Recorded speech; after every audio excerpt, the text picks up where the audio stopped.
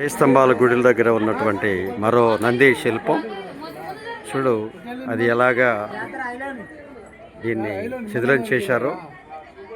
నాటి హిందూ దేవాలయాల్ని వ్యతిరేకంగా జరిగినటువంటి విధ్వంసంలో ఈ యొక్క నవాబులు కావచ్చు, ఇతరత్ర అనేక మంది దీన్ని చెడగొట్టారు.